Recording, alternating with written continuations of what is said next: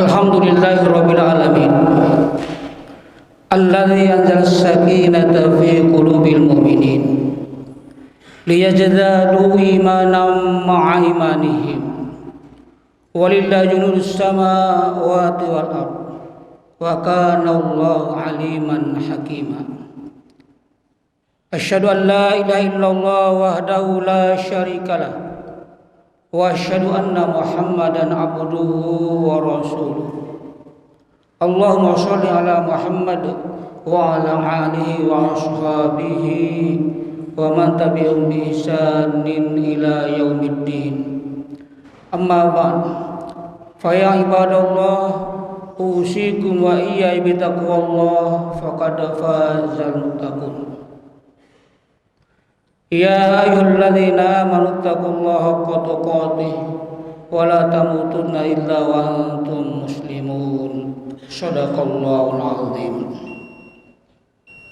Hadirin sidang Jumat yang dimuliakan Allah Subhanahu wa taala. Alhamdulillah, kita bersyukur pada Allah Subhanahu wa taala. Siang ini kita semuanya dapat memenuhi panggilan Allah Subhanahu wa taala. Kita tinggalkan semua urusan dunia kita. Kita tinggalkan kesibukan kita di rumah, di kantor, dimanapun. Kita lebih mengutamakan panggilan Allah Subhanahu wa taala, karena itulah panggilan yang terbaik. Mudah-mudahan dengan melaksanakan sholat Jumat dan setelah mendengarkan khutbah ini, kualitas iman dan takwa kita pada Allah Subhanahu wa taala semakin bertambah. Karena iman kita manusia ini, kata Al-Ghazali, iman yajidu wa yanqusuf. Iman kita kadang-kadang naik, kadang-kadang turun. Ketika kita berada dalam masjid, iman kita bisa naik. Tetapi tidak menutup kemungkinan begitu ketika kita keluar dari masjid, iman kita pasti akan menurun kembali. Nah, oleh karena itu hadirin, marilah kita berupaya, berusaha untuk senantiasa menjaga kualitas iman dan takwa kita pada Allah Subhanahu wa taala dengan melaksanakan semua yang diperintahkan Allah Subhanahu wa taala dan menjauhi larangan-larangan Allah Subhanahu wa taala. Hadirin sidang Jumat yang dimuliakan Allah Subhanahu wa taala. Sebelum Rasulullah sallallahu alaihi wasallam diutus oleh Allah Subhanahu wa taala, situasi dan kondisi masyarakat dan umat manusia pada saat itu sungguh sangat memprihatinkan. Di mana-mana terjadi pembunuhan, peperangan antara satu suku dengan suku yang lain, antara satu kabilah dengan kabilah yang lain pun terjadi di mana-mana. Kemaksiatan, kemungkaran merajalela di mana-mana. Perbuatan semena-mena juga terjadi di mana-mana. Kemiskinan, kebodohan mewarnai segala aspek kehidupan manusia pada saat itu. Maka hadirin rahimakumullah, umat manusia di kala itu sudah tidak lagi mengindahkan nilai-nilai moral. Kitab-kitab suci yang pernah diturunkan kepada mereka tidak lagi dijadikan pedoman hidup mereka. Agama-agama yang pernah ada sebelumnya juga tidak lagi mereka indahkan. Maka kemudian Allah Subhanahu wa taala berusaha menurunkan satu agama yang indah, yaitu Islam. Hadirin, sikap dan perilaku mereka, sikap dan perilaku umat manusia pada saat itu dikatakan oleh Allah Subhanahu wa taala dalam ayatnya, ulaika kal an'am bal hum adall. Mereka itu seperti binatang, bahkan lebih rendah daripada binatang, kata Allah Subhanahu wa taala. Maka dalam keadaan seperti itulah Allah Subhanahu wa taala kemudian mengutus seorang manusia yang mulia, Muhammad bin Abdullah bin Abdul Muttalib, Muhammad Rasulullah sallallahu alaihi wasallam.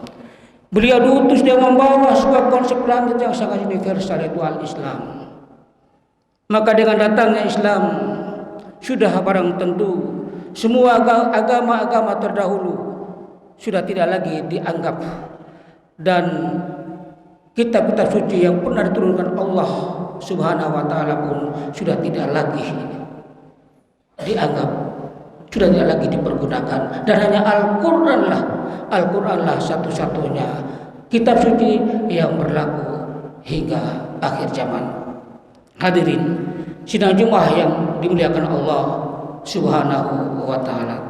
Menurut Profesor Dr. Thaha Hussein, beliau mengatakan bahwa sungguhnya Rasulullah Sallallahu Alaihi Wasallam diutus dengan membawa 2 misi, yaitu yang misi yang pertama adalah menegakkan ketauhidan, dan misi yang kedua adalah menegakkan hak-hak asasi manusia.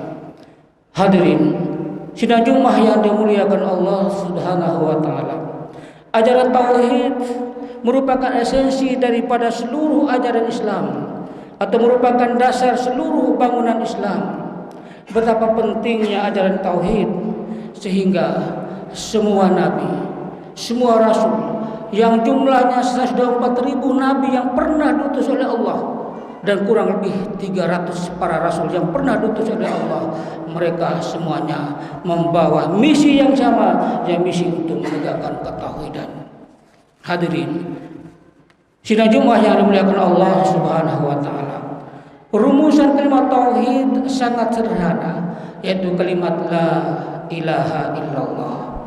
Kalimat la ilaha illallah merupakan kalimat pembebasan bagi manusia dari segala macam belenggu syirik, belenggu perbudakan, belenggu harta, jabatan, dan belenggu yang lainnya, termasuk belenggu taat buta dan lain sebagainya. Hadirin sidang Jumat yang dimuliakan Allah Subhanahu wa taala, seorang manusia tauhid di atas pundaknya mengembankan tugas yang mulia, yaitu tugas untuk melaksanakan tahrirun nas min ibadatil ibadi ila ibadatillah, yaitu satu tugas membebaskan manusia dari menyembah sesama manusia kepada menyembah Allah Subhanahu wa taala. Hadirin sidang Jumat yang dimuliakan Allah Subhanahu wa taala, maka dengan tauhid manusia tidak saja akan bebas dan merdeka, melainkan juga akan sadar bahwa kedudukannya sama dengan manusia lainnya. Tidak ada manusia yang lebih hebat, tidak ada manusia yang lebih superior.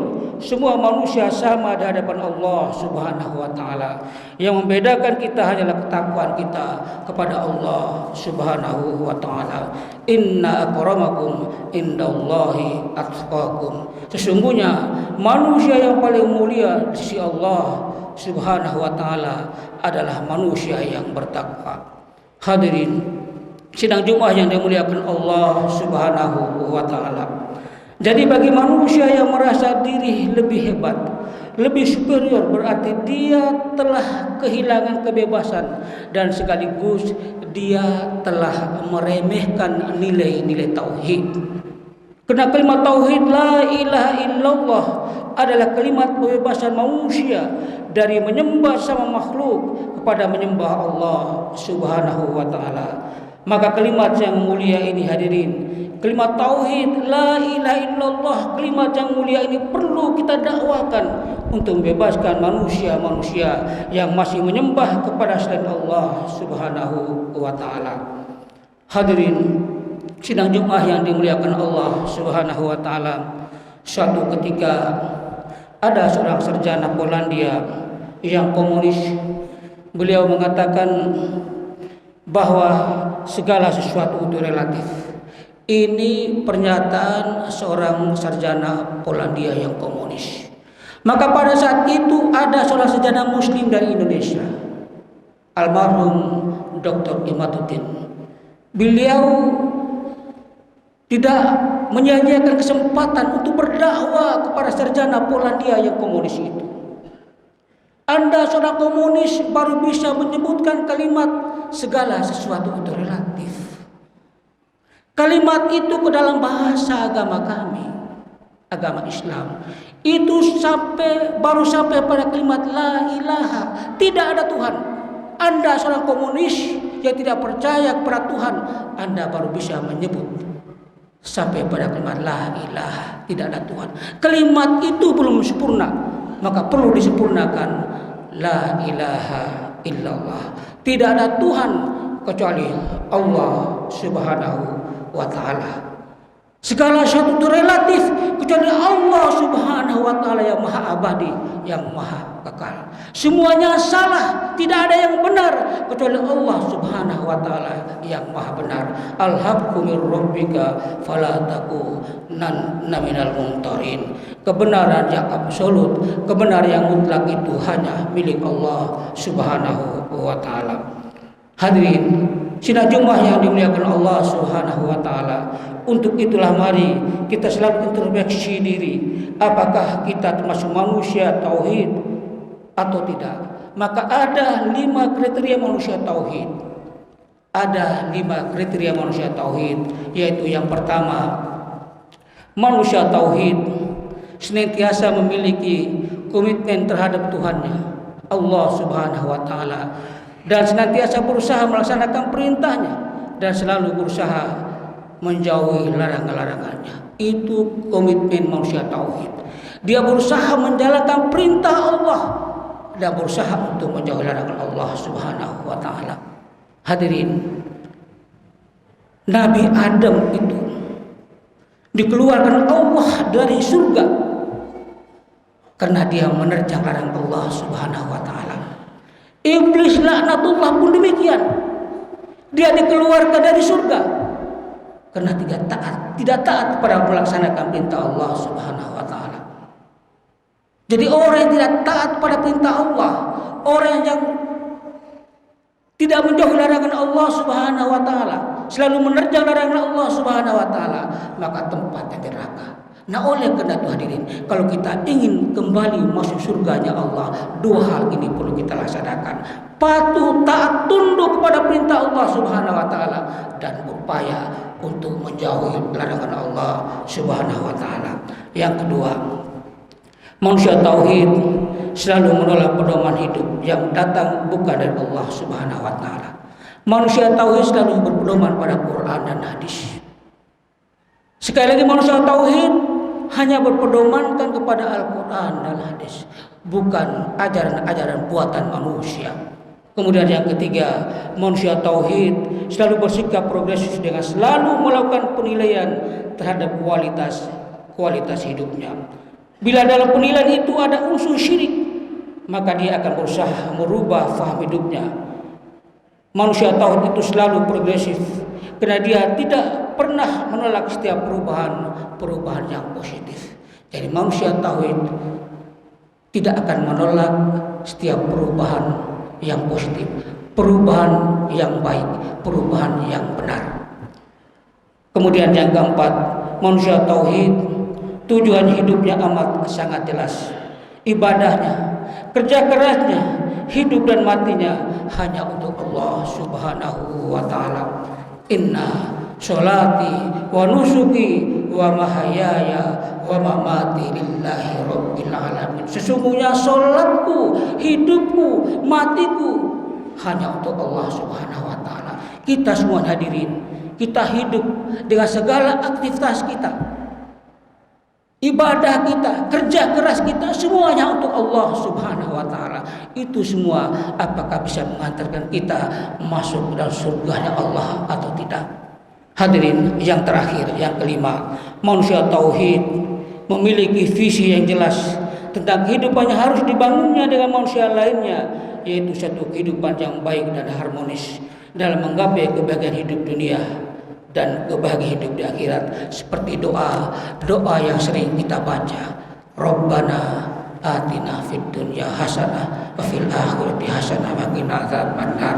Hadirin, ketika kita berdoa yang panjang sekali doa kita, tetapi pasti kita akhiri, kita tutup doa itu dengan membaca doa ini, yaitu doa sapu jagat, Rabbana atina fid dunya hasanah wa fil akhirati hasanah wa qina adzabannar. Karena kita ingin hidup bahagia dunia, juga ingin hidup bahagia akhirat, dan sekaligus kita mohon kepada Allah Subhanahu wa ta'ala agar Allah bebaskan kita dari siksa neraka jahanam. Aku qauli hadza wa astaghfirullahi li wa lakum.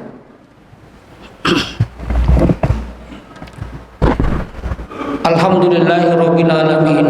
Nahmaduhu wa nasta'inuhu wa nastaghfiruh wa na'udzu billahi min syururi anfusina wa min sayyiati a'malina. May yahdihillahu fala mudilla lahu wa may yudlil fala hadiya lahu.